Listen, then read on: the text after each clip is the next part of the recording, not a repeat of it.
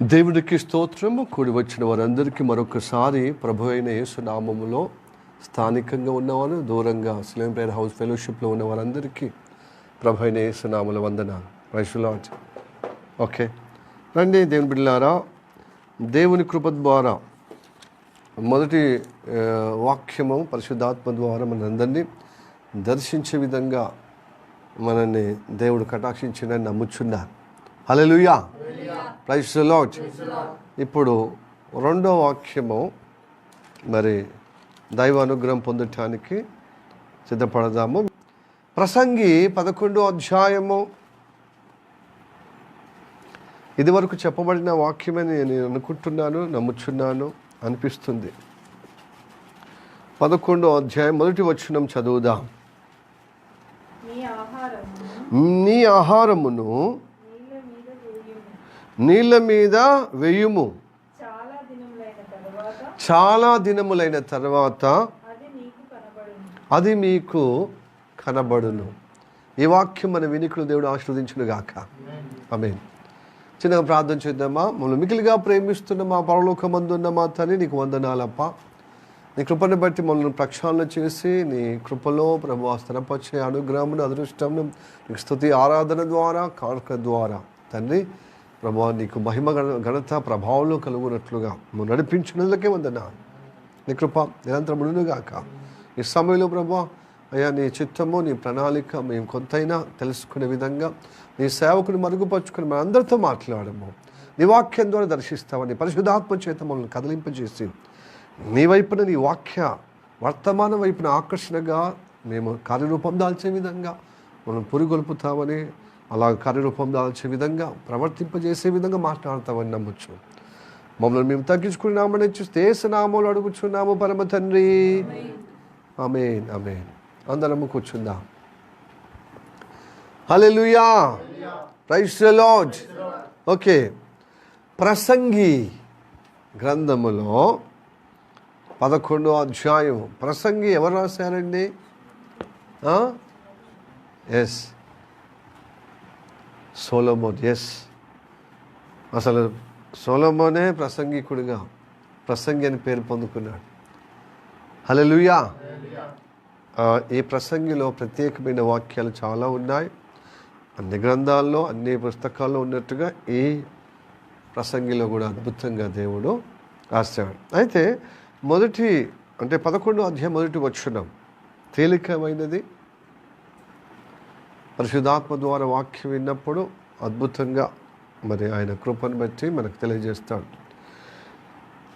నీ ఆహారము నీళ్ళ మీద వేయుము, చాలా దినములైన తర్వాత అది నీకు కనబడును. ఏంటిది ఆహారము? ఆహారం నీళ్ళ మీద వేస్తామా? అది చాలా దినములైన తర్వాత కనబడుతుంది అంటున్నాడు.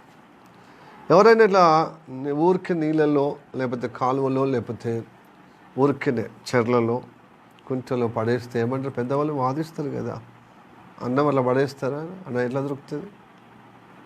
ఆహారం తినే ఆహారం అలా పడేయచ్చునా అని చెప్పి ఈ వాక్యం చెప్తే ఏమంటారు? అంత వెర్రిగా అనిపిస్తుంది వాళ్ళకు. పిచ్చోడివా? తర్వాత కొన్ని రోజులైన తర్వాత అది కనబడుతుందా? నువ్వు వేసిన 24 గంటల్లో అది నీళ్ళల్లో అయినా కొంచెము ఎక్కువ సమయం ఉండొచ్చు, కానీ ఎప్పటికైనా అది ఖరాబ్ అవుతుంది కదా అంటారు కదా. ఇప్పుడు మరి ఈ విషయం ఏందో, ఇందులో ఏదో ఒక విషయం ఉంది కదా. అందుకోసమే దేవుడు మనకు పరిశుద్ధాత్మ ద్వారా భక్తులతో మనతో దర్శిస్తాడు కదా, భక్తుల ద్వారా. హల్లెలూయా, ప్రైజ్ ది లార్డ్. నేను కాలేజ్ చదువుకున్న సమయంలో మా నాన్నగారు, అంటే చిన్నప్పటి నుండి జాబ్ చేస్తాడు, ఒక పర్టికులర్గా ఆయన హెల్త్ డిపార్ట్మెంట్, మలేరియా డిపార్ట్మెంట్. అయితే ఈ హెల్త్ డిపార్ట్మెంట్ అయినటువంటి మలేరియా డిపార్ట్మెంట్లో ఫైలేరియా డిపార్ట్ ఉంటుంది, విభాగం ఫైలేరియా. ఒక మస్కిటో కాటుతో క్లూయెక్స్ మస్కిటో ఏదో ఉందిగా, క్యూలెక్స్ మస్కిటో అంటే ఆడ దోమ కొడితే బోధకాలతో చూడు, అలాంటి విభాగం అన్నమాట, ఫైల్ ఏరియా. మలేరియాలో ఒక ఫైల్ ఏరియా ఉంటుంది, సెక్షన్. అయితే మలేరియా డిపార్ట్మెంట్ అంతా ఉంటుంది, ఒక సిబ్బంది దీనికి కూడా కేటాయిస్తారు. అయితే ఆయన నిజామాబాద్ వాసి, కానీ ఆయన ఆఫీసర్గా కరీంనగర్లో కొన్ని సంవత్సరాలు చేశారు, 2-3 సంవత్సరాలు చేశారు. అప్పుడు మా నాన్నగారు కూడా హెల్త్ డిపార్ట్మెంట్ కదా, మలేరియా డిపార్ట్మెంట్ కదా. ఈ సెక్షన్లో ఆయనకు డ్యూటీ పడ్డది ఫైల్ ఏరియాలో. ప్రతి బుధవారం చెక్ చేసేవారు బోధకాలు ఉన్న వాళ్ళను. అది అక్కడనే నైట్లో ఉండాలి, అక్కడ క్యాంప్ వేసి ఉన్నప్పుడు ఆయన ఆహారం తిన్న తర్వాత, మా నాన్న అంటే ఇద్దరు ముగ్గురు సిబ్బంది తిన్న తర్వాత మిగిలితే ఆహారం పడేసేవాడు కాదట. మిగతా వాళ్ళు పడేసేవాళ్ళు, కానీ ఆఫీసరు పడేసేవాడు కాదు. అన్నం ఊరికే దొరుకుతుందా అన్నప్పుడు వీళ్ళు ఆశ్చర్యపోయేవారు, మిగతా సిబ్బంది, మా నాన్న మొదలుకొని. వీళ్ళు మనం కొంచెము నైట్ నుంచి వెళ్ళి తెల్లారు కాగానే అది చలి అన్నము, సర్ది అన్నం అంటాం కదా, చలన్నం అన్నం. కొంతమంది తినరు, అది తింటే అరగదట, చలన్నం తినరు అసలు. కానీ ఆ ఆఫీసర్, హయ్యర్ అథారిటీ ఏం చేసింది సార్, నీళ్ళల్లో అన్నం వేసాడు. ఎందుకంటే ఇది తెల్లారి వరకు ఇది పాసి ఖరాబ్ కాదు, పసుపు దిక్కే కాదు. తెల్లారి ఆ నీళ్ళు వంపుకొని వేడి చేసినా తినొచ్చు, లేకపోతే అట్లయినా తినొచ్చు అని చెప్పి చేస్తే, ఆయన అట్లా చేసినప్పుడు మనం ఎంత చేయాలని చెప్పి జ్ఞానోదయం అయినట్టుగా ఈ విషయం మా ఇంట్లో మా నాన్నగారు పంచుకునేవారు. మనం కొంచెం అన్నం మిగిలితే పడేస్తాం, లేకపోతే అరగదు, లేకపోతే తినబుద్ధి అయితే లేదు చలికి అని చెప్పి ఏదో రకంగా మనం సక్కులు చెప్తాం చూడు, ఒక హయ్యర్ ఆఫీసర్ అని. అంటే ఇలాంటి వాళ్ళు కొంతమంది ఆదర్శంగా చేసినప్పుడు హయ్యర్ అథారిటీ వాళ్ళు, ఆఫీసర్లు చిన్న కిందున్న సిబ్బంది కూడా ఫాలో అవుతారు. ఇది నిజంగా కొంతమంది ఏమైనా చేసుకొని మనము చచ్చిపోయేటప్పుడు పట్టుకొని పోతామని చెప్పి ఎప్పటికప్పుడు చూసుకునే వాళ్ళు చాలామంది ఉంటారు. అప్పట్లో కొంచెం నైతిక విలువలు, రోజు నైతిక విలువలు దిగజారిపోతున్నాయి కదా. సో ఇప్పుడు కూడా కొంతమంది ఉండొచ్చు, బట్ తక్కువ. ఏదైనప్పటికీ అన్నము వేస్ట్ చేసేవారు కాదు. అసలు అన్నము మన తొక్కులో పడితే కూడా చాలా సీరియస్ అవుతారు. ఎందుకంటే అన్నము పరబ్రహ్మ స్వరూపం. అందుకోసం అన్నం తినే ప్రతిసారి కొంతమంది ఏం చేస్తారు సార్, మొక్కి తింటారు, ఒక ముద్ద మొక్కి తింటారు. అయితే క్రైస్తవులు అలా మొక్కి తినచ్చా అంటే ప్రార్థన చేసి తింటారు అంతే. వాళ్ళేమో అసలు ఆహారమే దేవుడని ఆ దేవుడిని ఒక ముద్ద పెట్టుకొని నోట్లో పెట్టుకుంటారు. క్రైస్తవులేమో, దేవుని నమ్మిన బిడ్డలేమో ప్రార్థన చేసి తింటారు. వారి యొక్క మతంలో ఉన్న విశ్వాసాన్ని బట్టి ఆహారాన్ని గౌరవించి తింటారు. ఎందుకంటే ఆహారం అనేది మనకు జీవాన్ని ఇస్తుంది. హల్లెలూయా. అట్లయితే ఈ ఆహారం అంటే ఎవరు చెప్పండి మనకు? యేసుక్రీస్తు. నేను జీవాహారమై ఉన్నానంటాడు యోహాను సువార్త 6వ అధ్యాయంలో 48-49 అనుకుంటా. ఏమంటాడు? నేను జీవాహారమై ఉన్నాను, నేనే జీవాహారం అంటాడు. హల్లెలూయా చెప్పండి. హల్లెలూయా. కదా 48 కదా, 51 48 కూడా ఉందా? చదవండి. 51 అయితే 51. పరలోకము నుండి దిగి వచ్చిన జీవాహారమును నేనే అంటాడు. 47లో ఉంది, చదవండి. విశ్వసించువాడే నిత్య జీవం గలవాడు, జీవాహారమును నేనే అంటున్నాడు. ప్రియ దేవుని బిడ్డలారా, యేసయ్య మనకు జీవాహారమై ఉన్నాడు. హల్లెలూయా. Praise the lord. అయితే యేసయ్య రాకమునుపు మనకు వాక్యం ఉన్నది. చెప్పండి. ఇప్పుడు కూడా వాక్యమే. ఆది యందు వాక్యం ఉండెను, వాక్యం దేవుడై ఉండెను, వాక్యము దేవుని యొద్ద ఉండెను కదా. ఆది యందు వాక్యం ఉండెను, వాక్యము దేవుని యొద్ద ఉండెను, వాక్యము దేవుడై ఉండెను. హల్లెలూయా. ఆ వాక్య స్వరూపుడే కృపా సత్య సంపూర్ణుడిగా రక్తమాంసలుగా అవతరించి మనందరి కోసం ప్రాణం పెట్టి తిరిగి సజీవుడిగా మృత్యుంజయుడుగా జీవాధిపతిగా లేచాడు. కనుక వాక్యము జీవాహారము, యేసయ్య మనకు జీవాహారము. ఈ వాక్యము నీళ్ళలో ఏమంటున్నాడు? ఈ జీవాహారము, ఈ ఆహారము నీళ్ళలో ఏమన్నా అంటే ఏంటిది? ఏం చెప్తున్నా పాస్టర్? మతుండేమి చెప్తున్నావా? తొందరగా పొమ్మన్నారని మనస్తాపమై బాధ కలిగి చెప్తున్నావా, లేకపోతే ఎక్కువసేపు చెప్పలేనని బాధపడి చెప్తున్నావా? బాధపడటానికి లేదు, స్పృహతోనే పరిశుద్ధాత్మ సహాయం ద్వారానే తెలియజేయడం జరుగుతుంది. హల్లెలూయా. వాక్యం వింటున్నాం ప్రియ జనబిడ్డలారా. వాక్యము ఆహారము. వాక్యమైన దేవుడు యేసయ్య ఆహారమై ఉన్నాడు. అయితే ఈ ఆహారము నీళ్ళలో ఏమంటున్నాడు? మరి వాక్యము ఆహారము, వాక్యము కూడా మళ్ళీ విత్తనమే అంటున్నాడు. యెషయా ప్రవక్త కూడా ప్రవచిస్తున్నాడు. చూడండి 32వ అధ్యాయము 20వ వచనం.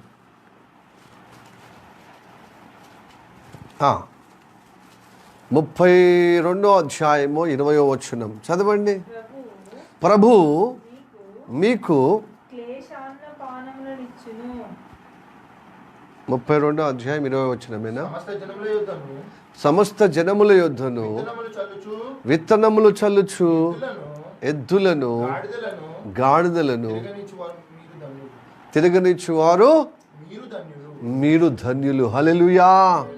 సమస్త జనముల మీద విత్తనములు.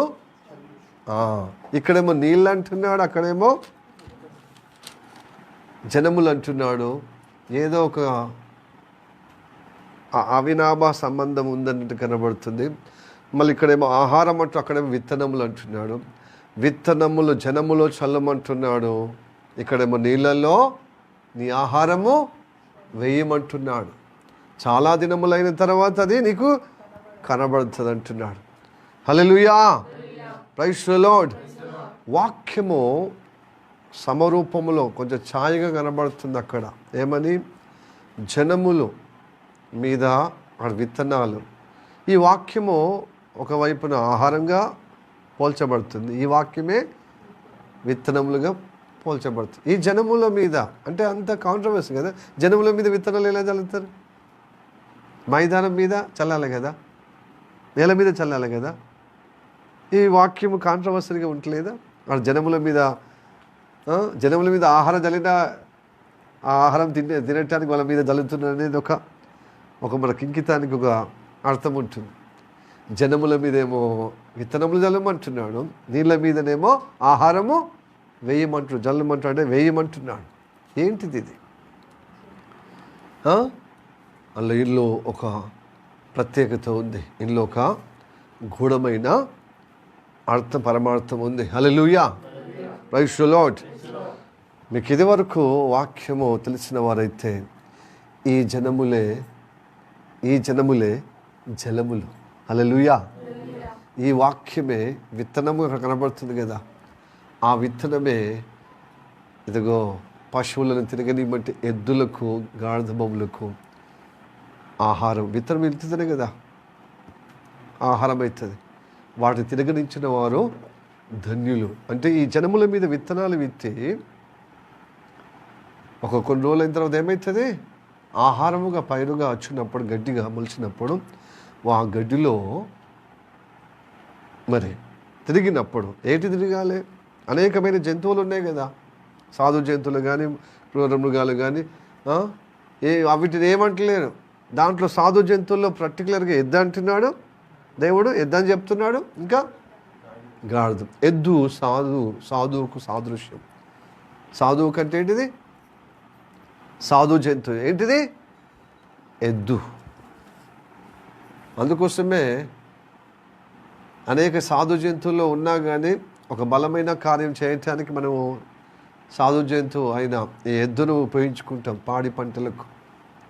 అవునా కాదా? దాంతో బరువులు మోపిస్తాం, దాంతో సాగుబడి చేస్తాం. ఈ వ్యవసాయ రంగంలో దాంతో పని చేపిస్తాం. అందుకోసం అంటారు, అబ్బా పొద్దున్న నుంచి సాయంత్రం వరకు ఎద్దులాగా పనిచేసిందండి అంటారన్నారా? అలాగనే గాడిద కూడా ఏం చేస్తుంది? గాడిదలు ఏం చేస్తాయి? బరువులు మోస్తాయి. దీన్ని కూడా అంటారు, ఏం గాడిదలా పనిచేస్తుడు, అలసట లేకుండా చాలా బరువులు మోస్తూ గాడిదలాగా పనిచేస్తూ. చాలామంది అంటారు కదా, అప్పుడప్పుడు కోపం వచ్చి మీరు చదువుతలేదు, ఏం లేదు, నేను పొద్దున్న దాకా నేను గాడిదలా పనిచేస్తున్నాను. ఒకవేళ కుమార్ బ్రదర్ అనవచ్చు, లేకపోతే సుహేల్ సిస్టర్ అనవచ్చు, తల్లులైనా అంటారు కదా. మీకు ఏమైనా పడుతుంది, లేకపోతే పాస్టర్మ కూడా అనవచ్చు, తన పిల్లల కోసం, తన కుటుంబం కోసం. ఏం చేయండి, గాడిదలాగా నేను పనిచేస్తాను, ఎద్దులాగా నేను పనిచేస్తున్నాను అంటే విరామం లేకుండా, అలసట లేకుండా అలా పనిచేస్తున్నాను. ప్రైజ్ ది లార్డ్, హల్లెలూయా. అయితే ఆ వాక్యము నువ్వు ఎత్తుకున్నది, ఈ వాక్యము మూలవాక్యము. నువ్వు యెషయా 32:10 అంటే ఏంటిది 20వ వచనం వేయను అంటే నీకు అది అనుకూలం ఉంది కాబట్టి చెప్తున్నా పాస్టర్ని మీరు అనుకోవచ్చు. మీకు తెలియజేయటానికి దేవుడు ఈ సమయంలో మనం ఎద్దులాగా, గాడిదలాగా, గాడిదేమో తగ్గింపుకు సూచన, ఎద్దేమో సాధువుగా అలాగ మనం ఉండాలి. ఆయన విత్తనములు, ఆయన ఆహారం మనం తీసుకున్నప్పుడు అలాగ ఉండాలి. అయితే ఇప్పుడు ఆ వాక్యం అంతటితో మనం ముగించుకొని, అంతవరకు మనము విని ఇప్పుడు మూలవాక్యానికి వద్దాం. ఈ జలములంటే జనములు అన్నమాట. జలములంటే ఏంటిది? జనులు.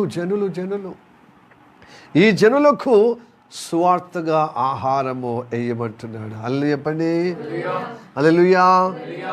ప్రకటన గ్రంథం 17వ అధ్యాయము 15వ వచనంలో ఏముందంటే, సకల భాషలు మాట్లాడేవారు, ఆయా వంశంలో ఉన్నవారు అందరూ జలములతో పోలుస్తున్నాడు. చూడండి, అక్కడ ఒక మరి సాదృశ్యంగా చెప్తున్న మాట ఉంది. చూడండి, అక్కడ చదవండి. ప్రకటన 17వ అధ్యాయం 15వ వచనమా. మరియు ఆ దూత నాతో ఇలాగూ చెప్పిన ప్రవచన వాక్యంలో ఈ వాక్యం చదువుతున్నామా. ఆ వేశ్య బబులోను, మహావేశ్య బబులోను కూర్చున్న చోట నీవు చూచిన జలములు ప్రజలను, జన సమూహములను, జనములను, ఆయా భాషలు, ఆయా భాషలో మాట్లాడేవారు జన సమూహమును, జనములను ఏం చూపిస్తున్నది? జలములు. ఈ జలములు అంటే ఏంటి చెప్పండి. ఇప్పుడు మనకు ఆల్రెడీ యెషయా గ్రంథంలో 32వ అధ్యాయం 20వ వచనంలో కనబడ్డది, కన్ఫామ్ అయింది. ఇంకా పరిపూర్ణమైన కన్ఫామ్. జనములు అంటే జలములు అంటే జన సమూహము. ఈ జన సమూహములో, ఈ జనుల్లో ఏమేయాలి నువ్వు? వాక్యము వేయాలి, విత్తనాలు వేయాలి. విత్తనం అంటే ఏంటిది? ఆహారము వేయండి. వాక్యము ఆహారము కదా, వాక్య అనే ఆహారము వేయండి. వెంటనే ఫలితం. నేను సువార్త చెప్పంగానే వాళ్ళకు, నేను వాళ్ళ హృదయంలో, వాళ్ళ జీవితంలో, వాళ్ళ కుటుంబంలో వాక్యం చెప్పంగానే జీవాహారము వాళ్ళకి అందించని వెంటనే ఫలితం అని నేను ఎక్స్పెక్ట్ చేయాలి. కొన్ని రోజులకు అది ఫలితం వస్తుంది, కొన్ని రోజులకు అది కనబడుతుంది. హల్లెలూయా చెప్పండి. కనుక అలసిపోవద్దు, సువార్త చెప్పడం అలసిపోవద్దు, విసుక్కోవద్దు. మనకు అది ఇబ్బంది దిగాలుగా పెట్టద్దు. ఏం ఫలితం ఇప్పుడు ఆశించటానికి కాదు. ఒకరోజు అది కనబడుతుంది, చాలా రోజుల తర్వాత తప్పక వస్తుందండి. హల్లెలూయా, ప్రైజ్ ది లార్డ్, హల్లెలూయా. మా ఇంట్లో నేను 2nd or 3rd క్లాస్ చదువుతున్నాను. మా అమ్మమ్మ వాళ్ళ ఊరు అప్పట్లో పంతుల వాళ్ళు వచ్చేవారంట. ఎవరు? సువార్త చేసేవారు వచ్చకుండా బడిని నడిపేవారు. రాత్రి అక్షరాభ్యాసము చేసేవారు. వాళ్ళని పంతులమ్మ అనేవారు. అయితే చాలా పరిచయము, కానీ ఆమె మాటలు, వారి యొక్క సేవ విధానం ఆ రోజులలో రాత్రి బడి చెప్పేవారు. ఎందుకంటే కాయ కష్టం వ్యవసాయ పనులు చేస్తారు కదా, వాళ్ళు అప్పుడు చెప్పేవారట. అందుకోసం మా అమ్మమ్మ ఊళ్ళో ఈ దేవుని మాటలు వినేవారు ఆటోమేటిక్గా ప్రవర్తన ఒక ప్రత్యేకత ఉంటుందండి. పాతకాలంలో ఇంకా ప్రేమల అనుబంధంలో విశ్వాసము, ఇంకా నమ్మకం ఎక్కువ ఉంటుంది కదా వాళ్ళలో కలిగింది. కానీ ఏం చేస్తారు, వాళ్ళు వెళ్ళిపోయిన తర్వాత, వాళ్ళు కొన్ని రోజులు వాళ్ళకి ఉంటారు కదా, వాళ్ళు వెళ్ళిపోయిన తర్వాత చర్చి లేకుండా, సామస్యం లేకుండా క్రమేపీ బలహీనం అయిపోతే వీళ్ళు మళ్ళీ అన్యులనే నిలబడి మళ్ళీ అన్యుల వివాహ అనుబంధమే ఉన్నప్పుడు ఆ సమయంలో విత్తన మా అమ్మమ్మ ఊరికి తరచుగా మా అమ్మకు చెప్పింది. మా అమ్మ పెద్ద బిడ్డ, ఆమె పెద్ద కుమార్తెలు, 7 సంతానం ఆమెకు. మా అమ్మమ్మకు 3 మేనమామలు, 4 అమ్మలు, చిన్నమ్మలు. మా అమ్మ పెద్దది కదా. అలాగా అమ్మ అంటే స్త్రీలలో అక్కచెల్లెల్లో అమ్మ పెద్దది. అన్నదమ్ముల్లో ఒక మేనమామ పెద్ద ఆయన ఒక పెద్ద ఉండేవాడు. ఆయన తర్వాతనే మా అమ్మ. అయినప్పటికీ మా అమ్మ కొంచెము అంటే కుమార్తె కాబట్టి తల్లితోనే ఎక్కువగా ఉన్న ఆ అనుబంధం, ఆ చనువును బట్టి అమ్మమ్మకు ఉన్నటువంటి ఆ యొక్క భక్తి, ఆ దేవుడి మాటలు చాలా హృదయంలో నిండిపోయింది. అన్యుల వివాహం చేసుకున్న మా అమ్మకు ఊకి చెప్పే ఆ తత్వం ఉంది. అయితే ఒకరోజు నేను అప్పుడు విలేజ్ అయిపోయి మా అమ్మ కరీంనగర్లో సిటీలో ఉంటుంది కదా, అంటే మా అమ్మమ్మలది విలేజ్ కదా. అయితే ఎప్పుడో ఆమె యవ్వన కాలంలో పరిచయం చేసిన ఆమె మా ఇంటికి వచ్చింది. 2 రోజులు ఉన్నది. హల్లెలూయా, ప్రైజ్ ది లార్డ్. రాత్రి అప్పుడు మేము ఇప్పుడున్న మగ్గం తోటలో అప్పుడు మా ఇల్లు ఒకటే ఉండేది. అప్పుడు కరెంటు పోల్ అన్నీ దూరం ఉండేది. ఫస్ట్ ఇల్లు కట్టుకున్నప్పుడు మాకు దీపమే, మాకు పవర్ లేదు. మేము తీసుకొచ్చుకున్నాం తర్వాత 2-3 సంవత్సరాల తర్వాత. గవర్నమెంట్ ఇవ్వాలంటే మా దగ్గర చాలా ఇండ్లు ఉంటాయి కదా. సో అక్కడ స్కూల్ వెనకాలే మా ఇల్లు ఉండేది కాబట్టి కొంచెము ఇబ్బంది ఉండేది అనమాట కరెంట్ రావటానికి. 2-3 పోల్స్ వేస్తే వస్తుంది. సో అలాంటి పరిస్థితుల్లో ఉన్నప్పుడు మేము కొన్ని రోజులు దీపమే, కాబట్టి దీపం కలిగినటువంటి అనుభవం ఉంది మాకు, ఈవెన్ సిటీలో ఉన్నా కూడా. సో పోల్స్ అక్కడ దాకా రావాలంటే, ఎందుకంటే మా అప్పుడు మధ్యతరగతి కుటుంబం 2-3 పోల్స్ తీసుకొచ్చుకున్నంత ఒక పోల్ కొనుక్కోవడానికి కూడా ఇబ్బంది. అప్పుడు 3-4 వేలు ఉండేది ఒక pole, cement pole. So government వచ్చేదాకా అని చెప్పి తర్వాత 2-3 సంవత్సరాలు తెగించి తీసుకున్న విషయం అది వేరే విషయం. కానీ ఆమె ఆ దీపంలో 2 రోజులు ఉండేదన్నమాట మా ఇంట్లో. మా మేనమా ఫ్యామిలీ ఉంది, మా చుట్టాలు ఉన్నారు, మేము ఒక గదిలో ఉండేవాళ్ళము. మేమందరం ఉమ్మడి కుటుంబంగా ఉన్నటువంటి సమయంలో ఆమె 2 రోజులు ఉన్నప్పుడు దేవుని మాటలే చెబుతూ ప్రార్థన చేసేది. నాకైతే ఓకే. కానీ ఆమె అయిపోయిన తర్వాత ఆమె కాలగర్భం అంటే ఆమె ప్రభువులను ఎదిరించింది. కానీ ఆమె విత్తనప్పుడు నేను యుక్త వయసులో ఆ విత్తనాలు పోలే అండి. నేను మిషనరీ స్కూల్లో చదివాను, అయినా ఏమీ పడలేదు. నాకు అన్ని దేవతలు నిష్ట కలిగినటువంటి పూజలు అమ్మ పరిచయం చేసిన వాటి మీదనే ఎక్కువగా శ్రద్ధ భక్తి ఉండి అనేక దేవతల సినిమాలు మరి చాలా నిష్టగా ఆమె అమ్మ చేసేది నన్ను కూడా చేపించే విధంగా అలవాటు చేపించింది. కానీ ఆమె చెప్పిన మాటల్లో ప్రార్థన చేసిన విధానం ఉంది చూడు. మా ఇంటి ముందటనే మిషనరీ వాళ్ళు ఇప్పుడు నూనె చచ్చంగాడు ఉన్నారే, నా ఆత్మీయ తల్లి, ఇంకో ఆంటీ ఎల్సమ్మ, అలాగనే మార్స్ ఆంటీ ఇంటి ముందట ఉండి మళ్ళీ మా మీద ఫోకస్ చేసే విధంగా ప్రార్థన చేస్తే దాంట్లో నేను బయటపడ్డాను. హల్లెలూయా. వెలుపలికి వచ్చాను, లోకము నుండి జనము నుండి ఏం చేయబడ్డాను. అప్పుడెప్పుడో ఆమె విత్తనం విత్తింది, ఇప్పుడు వీళ్ళ ప్రార్థన ద్వారా ఏమైపోయింది, బయటికి వచ్చి. మా అమ్మ ఫస్ట్, తర్వాత నేను పోయిందండి విత్తనము. యోగ్యుల వారికి దేవుడు అనుగ్రహిస్తాడు. ఎలాగా? జనముల మీద విత్తనాలు విత్తు, లేకపోతే ఆహారం జల్లు జలముల మీద. ఒకరోజు చూస్తావంటే ఇదిగో సాధువు లాంటి, ఎద్దు లాంటి, గాడిద లాంటి తగ్గించుకునే వ్యక్తులు, సాధువు లాంటి వ్యక్తులు దేవుని కృపలు నిలబడుతూ ఉంటారు. హల్లెలూయా చెప్పండి. హల్లెలూయా, ప్రైజ్ ది లార్డ్. హల్లెలూయా, హల్లెలూయా, హల్లెలూయా.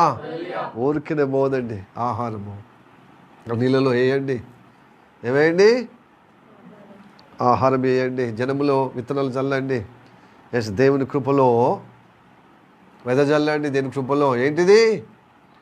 ఆహారం. ఒకరోజు చాలా రోజుల తర్వాత అది బయటకు వస్తుంది. నాలాంటి వారిలాగా. దేవునికి స్తోత్రం. హల్లెలూయా. Praise the lord. మీకు తెలుసా పాత నిబంధనలో గొప్ప భక్తుడు ఎవరండి? సర్వ సమాజాన్ని నాయకుడిగా నడిపించిన వ్యక్తి ఎవరండి? మోషే. హల్లెలూయా. మోషే యొక్క మాట మీకు తెలుసా అండి? జలముల నుండి పైకి లేవనెత్తబడిన వ్యక్తి అని అతనికి మోషే అని పేరు పెట్టబడ్డది. Hallelujah. Hallelujah. Praise the lord. ఒక లేవి కుటుంబానికి చెందినటువంటి వ్యక్తి. అప్పుడు ఇజ్రాయెల్ ప్రజలు ఐగుప్తు దేశంలో కరువు క్షామంలో వాళ్ళు వలస వచ్చారు, ప్రదేశులుగా వచ్చారు. నివాసం ఉన్న కొన్ని రోజుల తర్వాత యోషేబెతు ఒక ఫరో ప్రారంభించాడు ఏలటానికి. అప్పుడు అసూయ చేత, ఇజ్రాయెల్ ప్రజలంటే అసూయ చేత, ద్వేషము చేత ఏం చేసింది తెలుసా? వాళ్ళు ఎట్టి చాకరిగా పెట్టి వీళ్ళు మగోళ్ళు హెచ్చించవద్దు, మగో సంతానము రావద్దని శాసనం పెట్టాడు అనమాట. మగో సంతానం ఎవరైతే మోషేశ్వరుడు జన్మిస్తే అతను అక్కడనే ఈ నదుల్లో పడేయాలి, నదుల్లో పడేయాలని హుకుము జారీ చేయబడ్డది. కాబట్టి అమ్మాయిలకు జన్మిస్తే ఓకే, వదిలిపెట్టండి, మనకు సేవకు ఉపయోగపడతారు, మనతో అనుబంధానికి ఉపయోగపడతారు అని చెప్పి ఆ ఫరో నుంచి పెద్ద ఆజ్ఞ బయలుదేరినప్పుడు ఇజ్రాయెల్ ప్రజలు మగవ శిష్యుని కనడము బహుగదనం అయిపోయిందన్నమాట. ఎందుకంటే మంత్రస్థానంలోకి ఆజ్ఞాపించాడు. అక్కడ ఉన్నటువంటి సేవకులను ప్రతిరోజు గస్తీ తిరగడం, పొద్దున సాయంత్రం సైనికులతో పెట్రోలింగ్ చేయడం. అయితే ఒక లేవి కుటుంబము దేవుని కృపలో సంతానం దేవుడు అనుగ్రహించాడు. కానీ మగ శిశువు జన్మించాడు. అప్పుడు చాలా విశ్వాసం బట్టి 3 నెలలు అతను దాచిపెట్టారు ఆ ఇంట్లోనే. ఆ 3 నెలలు దాచిపెట్టడం అంటే చూడండి, ఒక చిన్న పిల్ల పుడితే 10 కుటుంబాలకు వినబడుతుంది. ఆ ఇంట్లో చిన్న పాప ఉంది. ఎందుకంటే ఎప్పుడైతే ఒక సందర్భంలో ఏడుస్తుంది ఆ పాప, అది చిన్న బేబీ. కాబట్టి ఆటోమేటిక్గా ఆ ఇంట్లో చిన్న బేబీ ఉన్నాడని తెలిసిపోతుంది. వాళ్ళు ఎంతగా మనము టైంకి పాలు ఇచ్చినా, వారికి నీళ్ళు పోసినా, నీళ్ళు తాగించినా, పాలు పట్టినా తప్పక ఏదో ఒక సందర్భంలో ఏడుస్తారు. అందుకోసం ఏడిచినప్పుడు కడుపు నొచ్చో, లేకపోతే బాగా ఇబ్బంది కలిగో, లేకపోతే భయం కలిగో ఏడుస్తారు. అందుకోసం ఏమంటారు, వుడ్ వర్డ్స్ పట్టుమని. వాళ్ళ అమ్మతో చిన్నప్పుడు నీకు అదే, కొమర్ బ్రదర్కి అదే పట్టిరు. హల్లెలూయా. Praise the lord. అవును, అందరికీ అదే పట్టిరు చిన్నప్పుడు. ఎందుకంటే ఆకలి ఏడుస్తుంది తెలియదు, కడుపు వచ్చేది ఏడుస్తుంది. అంటే అప్పుడప్పుడు పిల్లలకి వస్తుంది కదా. కొన్నిసార్లు వుడ్ వర్డ్స్ పడితే వెంటనే వాళ్ళకు ఫ్రీ మోషన్స్ అవుతాయి. అమ్మయ్య అందుకోసమే ఏడ్చిండు పిల్లోడు, బేబీ అందుకోసమే ఏడ్చింది. అవును. సో అట్లాగా ఉన్నటువంటి ఆ చిన్న పిల్లల యొక్క సైకలాజీ మనకి, అంటే చిన్నప్పుడు ఏదో ఒక సందర్భంలో వాళ్ళు ఏడుస్తారు. ఈ 3 నెలల నుంచి ఎలాగ బిగబట్టారండి ఆ చిన్నపిల్లలు, ఇది విశ్వాసంగా దాచిపెట్టారు. రోజు చూస్తారనమాట. మంత్రస్థానాలు కానీ, సైనికులు కానీ, ఎక్కడైనా చిన్నపిల్లలు ఏడుస్తే ఇది ఆ అమ్మాయా అబ్బాయా వెతికి పట్టుకునేవారు అనమాట. అబ్బాయి అయితే కథ పట్టుకునే మొత్తం గొల్లమన్నా కూడా అందరిని వదిలిపెట్టేసి, అందరిని నొక్కేసి ఆ చిన్నపిల్లని నైలు నదిలో పడేసేవారు. ఇంకా పడేస్తే ఏమున్నది, నీళ్ళలో చనిపోయేవారు. అయితే 3 నెలలు ఆ అష్టకష్టాల పాలై అష్టకష్టం మీద దాచిపెట్టారు. ఇక వాళ్ళకు 4 నెలలు సాధ్యమవుతలేదు. అందుకోసమే ఒక జమ్ము పెట్టి తయారు చేసి దానికి కీలు పోసి, దాని లక్కు పోసి, ఆ కొమ్మారునల్లో పెట్టి దేవుని పేరిట వదిలిపెట్టారు. ఎట్లో వాళ్ళు వచ్చి నీళ్ళు వేస్తారు. కానీ నీళ్ళలో వేసుకుంటాం మనం అబ్బాయిని కళ్ళ చూడంగా అని చెప్పి విశ్వాసంగా ఒక జమ్ము పెట్టె తయారు చేసి, రెల్లుతోనే ఒక జమ్ము పెట్టె తయారు చేసి దానికి కీళ్ళు పోసి, లక్కం పోసి, నీళ్ళు ఆ బుట్టలోనికి, ఆ బాక్స్లోనికి రాకుండా ఆ మంచి పొట్టి గుడ్డలతో చేసి ఆ పిల్లోని పడుకోబెట్టి ఆ నైలు నది మీద వదిలిపెట్టారు. దేవుడు ఏదైనా అద్భుతం చేస్తాడు. విశ్వాసం. అప్పుడు ఆ పిల్లోడికి, ఆ బేబీకి ఏమవుతుందని వాళ్ళ అక్కనే కావలు పెట్టి సో ఆ ప్రతి సాయంత్రం పూట ఫరో కుమార్తె తన చెలికత్తెలతో స్నానం చేయటానికి, అక్కడ సేద తీర్చుకోవటానికి సాయంత్రం అక్కడికి వచ్చేవారు. అయితే వీళ్ళు అలా స్నానములు చేసినప్పుడు, జలకంబులు ఆడుతున్నప్పుడు ఈ జమ్ము పెట్టె కనబడ్డది అనమాట. ఎవరికి? ఫరో కుమార్తెకు, ఆ రాణికి. ఆ పెట్టె ఏముందో చూడంటే, ఆ పెట్టెలో చూసినప్పుడు సుందరాంగుడైన చిన్న బేబీ ముద్దు ముచ్చటగా మురిపంగా ఉన్నాడు. కానీ ఎంతసేపు అయిందో కదా, ఏడుస్తున్నాడు. కడుపులో ఉన్నప్పుడు ఏమి ఎట్లుంటో తెలియదు, కానీ ముడుచుకొని చక్కగా బుజ్జిబుజ్జిగా ఉందా, బయటికి తల్లి గర్భం నుంచి బయటికి రాగానే ఆ ఏడుపు ఎక్కడి వస్తుందో, అసలు ఇక స్టార్ట్ చేసిందంటే మళ్ళీ తల్లి తన పాలు ఇచ్చేదాకా ఏడుస్తూనే ఉంటారు. వావ్ వావ్ వావ్ అట్లా ఏడుస్తుంటే ఆ బుట్టది ఓపెన్ చేయగానే, ఆ బాక్స్ ఓపెన్ చేయగానే, అయితే ఆ ఏడుపు ఇరిటేషన్ కలగకుండా, విరక్తి అంటే అసహ్యం కలగకుండా ఆ పిల్లోడు వేస్తే, ఆ సుందరుడు కదా, దేవుడు ముద్దు ముచ్చటగా ఆ యొక్క ఫరో కుమార్తెకు ఇష్టరాలుగా చేశాడు, ఇష్టడిగా చేశాడు. ఆ పిల్లోడిని చాదుకునే బుద్ధి పుట్టించే బుద్ధి కలిగించాడు. బుద్ధులో ఏ విధంగా ఆ ఏడుపు ఆ చిన్నారిది అలాగ దేవుడి ప్రణాళికలో ఉన్నాడు కనుకనే ఆమెను మురిపింపజేసి, ఆ పిల్లోడు ఎవరో కాదు, హెబ్రీలో ఒక పిల్లోడు రాజాజ్ఞకు భయపడి ఇలా చేసినాడు. కానీ ఈ పిల్లోని చూస్తే నేను చదువుకోవాలనిపిస్తుంది, పెంచుకోవాలనిపిస్తుంది. అందుకోసమే ఈ విషయాలన్నీ చూస్తున్నటువంటి ఆ లక్క వచ్చి, నీకు ఇష్టమైంది ఈ పిల్లోడు? అవును. కానీ మరి సహజంగా ఆమె కన్సీవ్ అయితే పాలు ఉండేటి కదా తల్లిక, మరి పాలు పెట్టి పంచాలి కదా, మరి నా దగ్గర ఎట్లా అంటే, ఆ అమ్మాయి అంటే చేస్తా, ఇదిగో హెబ్రీలో స్త్రీల్లో ఒక ఆమెను తీసుకొస్తాను, ఆ అమ్మాయి లాగా తీసుకొచ్చి మీకు పాలు పట్టే విధంగా వాళ్ళకి అప్పచెప్దాం. ఎందుకంటే చాలామంది గర్భశోకంతో, అంటే చిన్న పిల్లలు కానీ అబ్బాయిలను నలినలేసి వాళ్ళు అలానే ఉన్నారు కదా ఆ పాలతో, వేదనతో. కాబట్టి ఆ అమ్మలో ఒక అమ్మని తీసుకొస్తా అంటే, ఈ పాప చెప్పిన మాట ఆమెకు సమ్మతం, ఓకే తీసుకురా, వాళ్ళైతేనే పాలిస్తారు. ఇవి చూడు దేవుని ప్రణాళిక ఎట్లుంది. ఆ అక్కనే స్వయంగా సొంత తల్లిని పట్టుకొస్తుంది. మోషే తల్లినే పట్టుకొచ్చి ఈ ఫరో కుమార్తె దగ్గరకు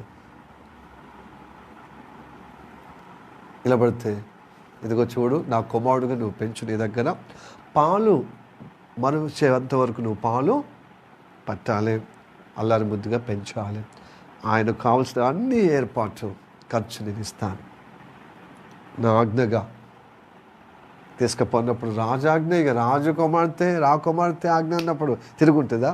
అప్పుడప్పుడు రాజాజ్ఞ తిరుగుంటుంది, రాకుమారుడు. ఎందుకంటే రాజు పిల్లలను ఇష్టపడతారు కదా. రాకుమారులు రాణులు అంటే రాజు ఆజ్ఞ కంటే గొప్పది. కాబట్టి స్వతంత్రంగా అధికారంగా పొందుకున్నాడు. ఆ మోషే చిన్నారుడిని తీసుకుపోయి అంటే పాలు మర్చేంత వరకు ఆయన చూసింది, మంచి చెడ్డలు చూసింది. ఇక చూస్తే ఊరికనే ఉంటుందా అయింది. ఈ తల్లి ఇంత దైవ ప్రణాళిక నెరవేర్చే విధంగా విశ్వాసంగా దేవుడు ఎలా నడిపిస్తున్నది తెలిసి పాలు ఇచ్చుకుంటూ ప్రార్థన చేసుకుంటూ వాక్యం చెప్తూనే పెంచుతుంది. ఒక 5-6 సంవత్సరాలు అనుకుంటుంది. ఎప్పుడైతే 2 సంవత్సరాలకే ఎక్కువ, పాతకాలంలో 5-6 సంవత్సరాలు ఇచ్చేవారు పాలు.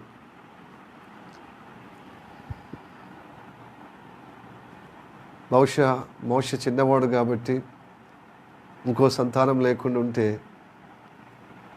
చిన్నవాళ్ళు ఎక్కువ రోజులు పాలు, అది కూడా అడ్వాంటేజ్ కదా. చిన్నవాళ్ళు పుట్టిన వాళ్ళకు పెద్దవాళ్ళకంటే చిన్నవాళ్ళు 2-3 సంవత్సరాలు ఎక్కువ తాగుతారు. ఈ 2-3 సంవత్సరాల లోపల ఇంకో బాబు ఇంకో పాప అయితే పాలు అయిపోతాయి కదా. అందుకని చిన్నవాళ్ళు ఎక్కువ, అందుకోసం తల్లికి ఎక్కువ గారాబం, ఎక్కువ రోజులు స్పర్శ, ఎక్కువ రోజులు అనుబంధము. తల్లి తన చనిపాలతో ఆ కుమారుని, ఆ కుమార్తెను ఎక్కువగా అందరూ మిగతా పిల్లల కంటే తొందరగా డెలివరీ చేసిన వాళ్ళను పాలిచ్చి బంద్ చేసిన చిన్నవాళ్ళను కనిష్ఠులను ఎక్కువగా ప్రేమలో అందుకోసమే చిన్నవాళ్ళని ఎక్కువ ప్రేమిస్తుందని తల్లి, అది కూడా ఒక కారణం ఉండొచ్చని నేను భావిస్తున్నాను. ప్రజలు హల్లెలూయా. ఎక్కువ రోజులు పాలించి ప్రేమ చూపిస్తూ క్రీస్తు ప్రేమను, దేవుడి నామాన్ని ప్రకటించింది ఆ యొక్క మోషేకు వాక్యమైన విత్తనము ఆయన జీవితంలో, ఆయన హృదయంలో నాచినప్పుడు సమయం కాలం అంటే పిల్లోడు పాలు మరిచాడు, మంచిగా ఎదుగుతున్న సమయంలో ఫరో కుమార్తె దగ్గర తీసుకొచ్చి, మేడం అయిపోయింది, నా ఏలిన వాడ ఇగో తీసుకొచ్చానని చెప్పి ఆమెకు సాష్టంగపడి ఉన్నప్పుడు ఆమె చెప్పిన మాట తెలుసా, నీళ్ళలో నుంచి తీయబడ్డావు కనుక నీ పేరు మోషే అని ఆ ఫరో కుమార్తెను నామకరణం చేసింది. చదువుదామా? నిర్గమకాండము 2వ అధ్యాయము 10వ వచనం. ఓకే. ఆ బిడ్డ పెద్దవాడైన తర్వాత ఆమె ఫరో కుమార్తె యొద్దకు ఆ మోషేను ఆ చిన్నారును తీసుకొని వచ్చెను. అతడు ఆమెకు కుమారుడు ఆయను. ఆమె నీటిలో నుండి నేను తీసితనని చెప్పి మోషే అని పేరు పెట్టాను. హల్లెలూయా, ప్రైజ్ ది లార్డ్. మోషే అంటే ఏంటి, ఏమిటి అర్థం చెప్పండి? నీళ్ళలో నుండి తీయబడిన కాబట్టి నీకు మోషే. అట్లయితే మనం అందరం ఈ లోకమనే జనములో నుంచి మనం తీయబడ్డాం కదా. జలములో మనం తీయబడ్డాం కనుక మనం అందరము మోషేనే కదా. హల్లెలూయా, హల్లెలూయా, ప్రైజ్ ది లార్డ్, హల్లెలూయా. మోషే అయితే మోషేకి ఇవ్వబడినటువంటి విత్తనాలు విత్తి ఐగుప్తు సకల విద్యలు నేర్చుకునే విధంగా ఉన్నప్పుడు అది పోయిందండి లోపల ఎప్పుడెప్పుడు సందర్భోచితంగా. అయితే ఆ విద్య ఈ భక్తి కాంట్రవర్సరీగా సంఘర్షణకు కొనసాగుతున్నప్పుడు ఒక కేసులో ఇరికింది కదా. ఎప్పుడు కానీ ఆత్మీయ విషయంలో మనం నేర్చుకున్న భౌతికంగా అనేక సౌలతులు ఉన్నప్పుడు భౌతికనే జయిస్తుంది. ఎందుకంటే నేను సుఖభోగాలు కలిగిన వ్యక్తి కదా, రాకుమారుడు కదా, సకల విద్యలు పొందిండు కనుక దాంట్లో లోటు లేడు. కాబట్టి చిన్న విషయమైనా కానీ ఏదో నేను మంచి చేస్తానని చెప్పి ఏదో ఒక రిస్క్లో పడిపోతారు కదా చాలామంది సుఖభోగాలు ఉన్నవాళ్ళు. ఎందుకంటే తగ్గింపు అనేది ఉండదు, రాజరికం కాబట్టి నన్ను అడగట్లు ఇవ్వడని చెప్పి ఒక ఐగుప్తు వ్యక్తిని అన్యాయంగా హెబ్రోను వ్యక్తిని ఐగుప్త వ్యక్తి అన్యాయంగా కొట్టినప్పుడు నా వ్యక్తిని కొడతామని చెప్పి ఏం చేసిండు, ఐగుప్త వాసిని హతమార్చడం పెద్ద విషయం. అది ఫరో తెలిస్తే నాకు తప్పక శిక్ష తప్పదని చెప్పి ఆ బెంగతో అరణ్యానికి పారిపోతాడు. అరణ్యానికిలో పారిపోయి అతనికి దేవుడు తగ్గింపు నేర్పించాడు. సకల విద్యలు ఉన్నా నువ్వు అనగమనిగి ఉండాలి, సాధువు కలిగి ఉండాలి. ఎదుగో జనముల విత్తనములు విత్తమని చెప్పిన కదా, ఎద్దులాగా సాధువుగా, గాడిదలాగా తగ్గింపుగా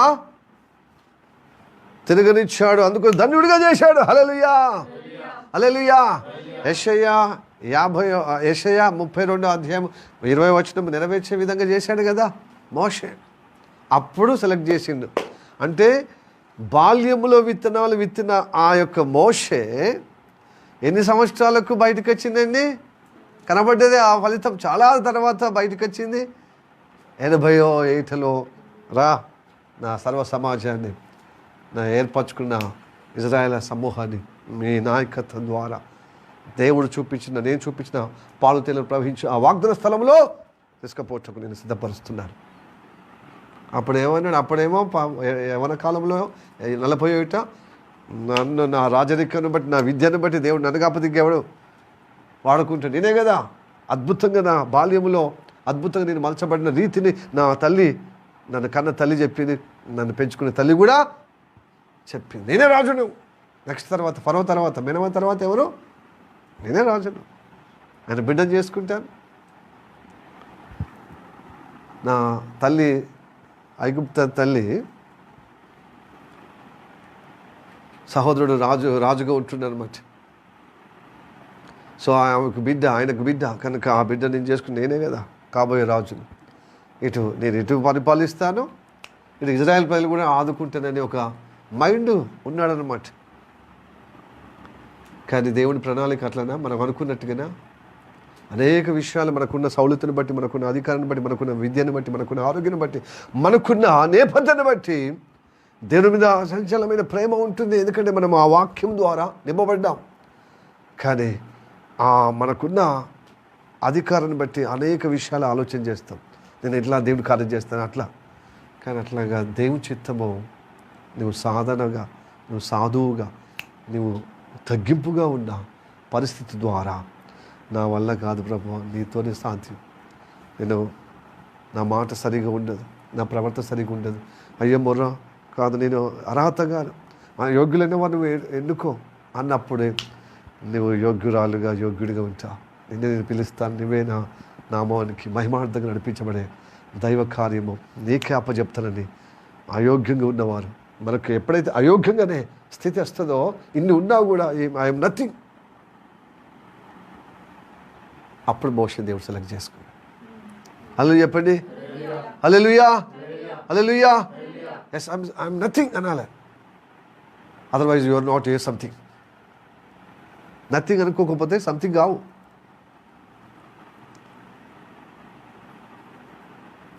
దేవునికి స్తోత్రం, హల్లెలూయా. కాబట్టి ప్రియ దేవులారా, ఈ మూలవాక్యం ద్వారా ఎంత గొప్ప అర్థం పరమార్థం ఉంది. కాబట్టి మనం ఏం చేయాలో చెప్పండి. నాకు కూడా దేవుడు గొప్పగా ఒక అవకాశంగా అనుభవంగా ఇచ్చాడు. ఎవరో మా అమ్మమ్మ సమయంలో ఉన్నటువంటి ఆ అమ్మ, ఆ పంతులమ్మ, ఆమె సేవకురాలు పెళ్లి కాకుండానే ఆమె చేసే జీవితం అంతా బ్రతకంతా సువార్తరాలుగా చేసింది. మేము అన్యంగానే ఉన్నాం. ఆయన మమ్మల్ని వెతుక్కుంటూ మా అమ్మ దగ్గర రావడము గొప్ప విషయం కదా. విత్తనాలు విత్తి ప్రార్థన చేసి చేతులు ఎంతోమంది ఉన్నారు కదా. ఇక్కడ కరీంనగర్లో పెద్ద సంఘం అంటే, మిషనరీ సంఘం అంటే CSI, south church of south. అప్పుడు అది గొప్పగా మరి వాళ్ళు ఆ సేవ చేసేవాళ్ళు అనమాట. మెథడిస్టును ప్లస్ ఈ సిఎస్ఐ బాగా ప్రబలుతున్న కాలంలో అప్పుడు దేవుడు పెట్టిన విత్తనాలు ఎన్ని సంవత్సరాలకు దానిది, హల్లెలూయా, చాలా రోజుల తర్వాత, అంటే దాదాపుగా 15-16 సంవత్సరాలకు. దేవునికి స్తోత్రం, hallelujah, praise the lord, praise the lord, praise the lord. కాబట్టి నీళ్ళలో ఆహారం వేయుట మానవద్దు, జనములో విత్తనాలు చల్లుట మానవద్దు. ఒకరోజు అది, చాలా రోజుల తర్వాత అది రిజల్ట్ వస్తుంది. క్షణకమైన, అంటే ఇప్పుడే మన సువార్త చెప్పని మారుమోసు మంది అని అనుకోవద్దు. మనం బలపరచడము, మన ధర్మము, వెనకబడిన వారిని, నామకర్త క్రైస్తవులను, సహవాసం లేని వారిని, ప్లస్ సేమ్ టైం దేవుని సువార్త, దేవుని ఎరగని వారిని అన్యులకు సువార్త చెప్పి ఆయా భాషలు మాట్లాడేవారు, ఆయా జనసమూహంగా జలములుగా ఉన్న జనసమూహానికి మనం ఏం చేయాలి? మన ప్రాంతంలో మనకు ఎదురవుతున్న వారికి దేవుని మాటలు చెప్తే అది తర్వాత చాలా రోజులు అయిన తర్వాత రిజల్ట్ వస్తుంది. ఒకవేళ మనము లేకుండా పర్వాలేదు, కానీ దేవుని కార్యం మాత్రము నిలబడుతుంది. హల్లెలూయా, ప్రైజ్ ది లార్డ్, హల్లెలూయా. నేను అంటాను, మోషే తల్లి కూడా ఇలా బాధపడి ఉండొచ్చు. నా కన్న కడుపు నేను గర్భవతిగా నేను ఎంతో ఇబ్బంది పడినా, 3 నెలలు నేను కష్టపడ్డా కొడుకును కాపాడటానికి. అది నా వల్ల కాకపోతే రాజాజ్ఞకు భయపడి, ఫరో ఆజ్ఞకు భయపడి నేను నైలు నదిలో వదిలిపెడితే నా కుమారుడు మళ్ళీ నేను వశపరిస్తే నేను ప్రణాళిక జరుగుతుంది, నా కొడుకు ద్వారా ఏదో ఒక పెద్ద అద్భుతం జరుగుతుంది అనుకున్నాను. కానీ అనుకున్న ఆశకు నీళ్ళు జల్లినట్టు అయిపోయింది. ఎందుకంటే 40 సంవత్సరాలు అయిన తర్వాత ఆమెకు వృద్ధురాలు కదా, చాలా వయసు మళ్ళీ కదా, వయసు కాదా. కాబట్టి నేను అనుకుంటే ఆయన అరుణ్యము పోయినప్పుడు ఆమె అనుకుంది, ఇక నా జీవితంలో నేను ఆశపడ్డది కాదేమో అనుకున్నది. కానీ ఆమె మన ఆయన 80 అయినప్పుడు ఈమె ఉంటుందా? కానీ ఆమె పెట్టిన విత్తనాలు చాలా రోజులైన తర్వాత బయటకు వచ్చింది. హల్లెలూయా చెప్పండి. మన పిల్లలకు కానీ, మన ఇరుగు పొరుగు వారు కానీ, మన శోభిలాషులకు కానీ, మన బంధువులకు కానీ ఎవరైనా దేవుని మాటలు విత్తనాలు మరి ఆహారముగా నీళ్ళ మీద వేద్దాం. అలానే జనముల మీద విత్తనాలు చల్లుదాం. తప్పక అది రిజల్ట్ వస్తుంది. దైవకు మహిమగణత ప్రభావం కలుగుతుంది. దైవ అనుగ్రహం, దైవ ప్రణాళిక మన ద్వారా నెరవేర్చుతాడు దేవుడు తప్పక. కనుక మన ప్రయాసం వ్యర్థమో కానిది కనుక కదలని వారంగా స్థిరమైన స్థితితో ముందుకు సాగుదాం. ఈ వాక్యాల చేత మనం దీవించి నడిపించును గాక. ఆమేన్. ప్రార్థనకు ఏకీభవిద్దాం. మిక్కిలిగా ప్రేమిస్తున్న మా పరలోకమందున్న మా తండ్రి, నీకు వందనాలు, స్తోత్రము రాశ. ఇదిగో ప్రభా, ఈ సమయంలో తండ్రి నీ వాక్యం ద్వారా నన్ను దర్శించినందుకు వందనాలు, మమ్మల్ని దర్శించడానికి వందనాలు. అవునయ్యా, నీ ఆహారము జలముల మీద వేయుడి. చాలా రోజుల తర్వాత అది నీకు కనబడిన సెలవిచ్చిన మాట మాకు గొప్పగా ప్రభా వివరించి ప్రభా నీ సేవను మరుగుపరుచుకొని నాతో మా అందరితో మాట్లాడినందుకు వందనాలు. మమ్మల్ని ప్రభా నీ వాక్యం ద్వారా ప్రత్యక్షత చేత మమ్మల్ని కదిలింపజేసినందుకు, మా అందరినీ ప్రభా కదిలింపజేసినందుకే వందనాలు. నీ కృప నియంత్రణ ఉండుగాక. అవునయ్యా ప్రభా, స్తోత్రము తండ్రి. యెషయా ఇదిగో 32వ అధ్యాయంలో 20వ వచనాలు కూడా మాకు తెలియజేసినందుకు వందనాలు. అది ప్రభా చివరిగా బైబిల్లో అద్భుతంగా ప్రభా సర్వ సమాజాన్ని నడిపించినటువంటి ఇదిగో ఉన్నతమైన ప్రణాళికగా ఏర్పరచుకునేటువంటి మోషే సైతం తండ్రి నీళ్ళ నుండి తీయబడిన వ్యక్తి కనుక నీ పేరు మోషే అని. అలాంటి మోషాలు ప్రభా మేమందరము అనేక దినముల క్రితము తండ్రి మాకు తెలియని సమయంలో, మీకు గ్రహించిన సమయంలో ఎవరో ఒకరు సువార్త చెప్పారు. కాబట్టి యాంత్రికంగా ప్రభా ఇప్పుడే ఇదిగో ఈ సామస్యం ద్వారానో, లేకపోతే ఇదిగో నాకు తెలిసిన వారి ద్వారానో, లేకపోతే పాస్టర్ ద్వారా, సేవకుల ద్వారా కాదు, ఎప్పుడో చెప్పి ప్రభా ఉన్న విత్తనాలు ఇదిగో సమయం వచ్చినప్పుడు వీళ్ళని వాడుకున్నారు, ఈ పాస్టర్ని వాడుకున్నారు, ఈ సేవకులను వాడుకున్నారు, ఇదిగో ఈ సేవకురాలను వాడుకొని దేవునితో అనుబంధముగా నిలబెట్టాడు మోషేలో. ఇదిగో దేవుని నామంలో ఏ విధంగా మోషే నిలబెట్టాడు, నన్ను అలా నిలబెట్టాడు. కనుక ప్రభు మేమందరము తన నీళ్ళ నుండి, ఈ సర్వ సమాజం నుండి ప్రభు తీయబడిన, ఈ జనముల నుండి తీయబడిన, సమూహం నుంచి తీయబడినటువంటి అయా మోషేలుగా ప్రభు మేము ఉన్నాము తండ్రి. అందుకోసం ప్రభు ఈ వాక్య నెరవేర్పుగా మా బ్రతుకుల్లో, మా జీవితంలో ఇది కొనసాగుటకు సహాయం చేయం. ఏ మాత్రం మనస్తాపం గురి కాకుండా, అయా నిరాశ నిష్ఫలతో ఉండకుండా ప్రభు ఎప్పుడు తన ప్రార్థన ద్వారా నలుగురికి మేము పొందిన అనుభవం, రక్షణ అనుభవం నలుగురు చెప్పే విధంగా నిలబెట్టమని ప్రార్థన చేస్తున్నాం ప్రభు. విశ్వాసంగా విత్తటకు ప్రభు ఇదిగో తండ్రి నమ్మకంగా సువార్త చెప్పటకు కృప చూపెట్టం. తప్పక ఒక రోజు అది ఎన్ని రోజులైనా కానీ చాలా రోజుల తర్వాత అది బయటపడుతుంది. నీ వాక్యం ఉంది, నీ వాక్యము అవునని కాదని కాదయ్యా, కాదని అవునని కాదయ్యా. భూమి ఆకాశం గతించిన నీ మాటలు గతించావు. గతించినటువంటి నీ ఆహారము, గతించినటువంటి విత్తనాలు అందరిలో అది గొప్పగా ప్రబలునుగాక మా ద్వారా అద్భుతం చేయమని ప్రార్థన చేస్తున్నాను. ప్రార్థన వినేందుకు వందనాలు, ఈ వాక్యాన్ని బట్టి వందనాలు, ఈ పరిచయాన్ని బట్టి వందనాలు. నీ కృపా నియంత్రణ ఉండుగాక. ఈ నడిపింపుల మనందరినీ ప్రభు దర్శించి ధన్యకరంగా ఎదుగో ప్రభు ఆశీర్వదించామని నమ్మొచ్చు. యేసయ్య నామములో ప్రార్థించుచున్నాము పరమ తండ్రి. Amen. Amen. May the God bless you. Praise the lord.